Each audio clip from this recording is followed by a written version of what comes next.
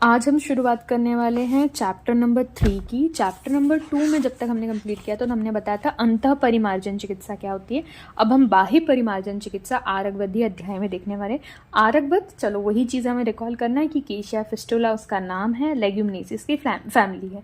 तो अपामार्ग का नाम आप रिकॉल कर पा रहे होंगे बहुत ईजी तरीके से, ठीक है। मुझे कमेंट्स में ज़रूर बताइएगा कि आप रिकॉल कर पा रहे हैं या नहीं।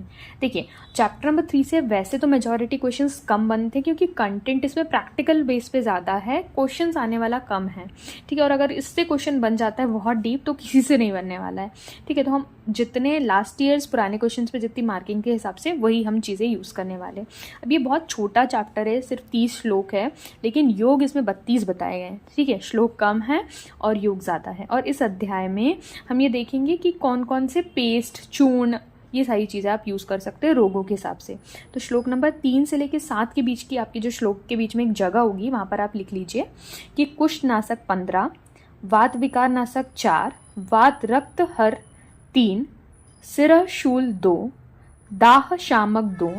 अब एक एक वाले बहुत सारे हैं, जैसे उदरशूल, पार्शूल, शीतनाशक, विषाग्न, श्वेदहर और दुर्गंध नाशक, ठीक है। ये आप लिख के रखेंगे तो आपको ज़्यादा डिफिकल्टी नहीं होगी बार बार देखने में, ठीक है। इसी में आता है कि मनाश, एक पुराना क्वेश्चन है कि मनाशिला 5 योगों में यूज़ किया गया है और गौपित्त है। श्लोक नंबर 6 की फर्स्ट स्टैंजा में आपको मिल जाएगा, फर्स्ट श्लोक की लाइन में मिल जाएगा कि षडेते गोपित्ता। तो गौपित्त 6 में और मनाशिला 5 में यूज़ होता है, ठीक है। उसके बाद कुष्ठ आदि लेप में सरसों का तेल का बेस रहता है, को अभ्यंग करने के बाद यूज़ करते हैं ना। और कुष्ठ आदि चूर्ण में गंधक का यूज़ किया गया है, शुद्ध गंधक लेना है, ठीक है। फिर श्लोक नंबर जो 14 है उसमें उभय हरिद्रे वर्ड का यूज़ किया गया है। तो उभय हरिद्रा, ज़्यादा दिमाग नहीं लगाना है, हरिद्रा आदि लेप में ही उभय हरिद्रे वर्ड यूज़ हुआ है और ये कॉन्टेक्स्ट उभय हरिद्रे, हरिद्रा आदि लेप से आया। तो तिलछार युक्त कुष्ठ रोग शांत करता है, ठीक है। फिर उसके बाद आएंगे वात विकार को दूर करने वाला है कोल आदि लेप।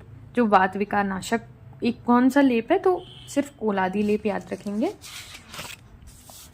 फिर उदर शूल में आ जाएगा यवछार को तक्र में पीसकर उपयोग किया जाता है। और उभय हरिद्रे देखा था हमने, उभय हरिद्रे इससे पहले हमने देखा था, वो किस चीज़ का, हरिद्रा आदि लेप था, ठीक है। तो उभय शताहे यानी श्रोफ जो होता है वो वात रक्त हर लेप में यूज़ करेंगे, ठीक है। फिर नाथ उत्पल जो सिराशूल लेप में यूज़ करेंगे, श्लोक नंबर 23 में आपको मिल जाएगा। फिर श्लोक नंबर 25 में शीत उत्पल जो होता है पार्शूल नाशक होता है। दाह शामक लेप में चंदन है, बहुत कॉमन चीज़ इसमें रहेगी, जो जिसके लिए यूज़ होता है वही है, ज़्यादा कुछ नहीं है।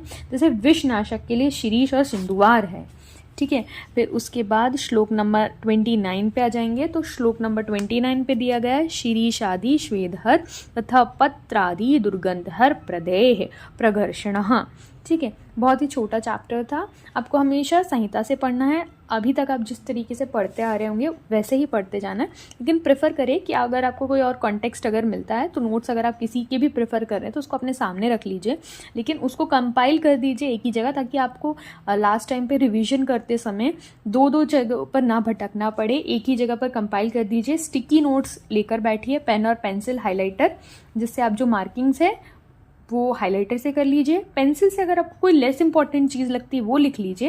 वैसे तो मैं नहीं सजेस्ट करूँगी पेंसिल से लिखो, क्योंकि पेन से ही लिखना, पेंसिल फेड हो जाती है, फिर आपको याद नहीं रहता है वो क्या लिखा है। अगर यहाँ पे प्रदेय की बात करी गई है, चूर्ण की बात करी गई है, एक्सटर्नल एप्लीकेशन की बात करी गई, तो सुश्रुत का भी एक कंपेरेटिव पॉइंट यहाँ पर रिवाइज कर लेते हैं कि सुश्रुत ने 3 भेद बताए गए हैं, जो कि है प्रलय, प्रदेह और आलेप। ये हमारे सुश्रुत वाले सेक्शन में आपको मिल जाएगा। सुश्रुत ने आलेप के 3 भेद उपयोग और गुण के बेसिस पे बताए हैं। जैसे कि प्रलेप के जो गुण हैं वो है शीत, तनु, अवशोषी, हाँ, विशोषी और अविशोषी, दोनों वर्ड उसने यूज़ करे श्लोक के अंदर। फिर प्रदेह, देखो वर्ड जैसे मोटा होता है, प्रदेह वर्ड पे थोड़ा भारी वजन जा रहा है, तो वात कफ व्याधियों में हम इसको यूज़ करेंगे। ये उष्ण होगा, बहल होगा, इसलिए हमने उसको वर्ड पे थोड़ा जोर दिया कि प्रदेह यानी बहल वर्ड। और जो प्रलेप तो तनु, ठीक है। और आलेप जो होगा इन दोनों के बीच की कंसिस्टेंसी का यूज होगा और वो पित्तज और रक्तज विकारों में हम इसे इस्तेमाल करेंगे।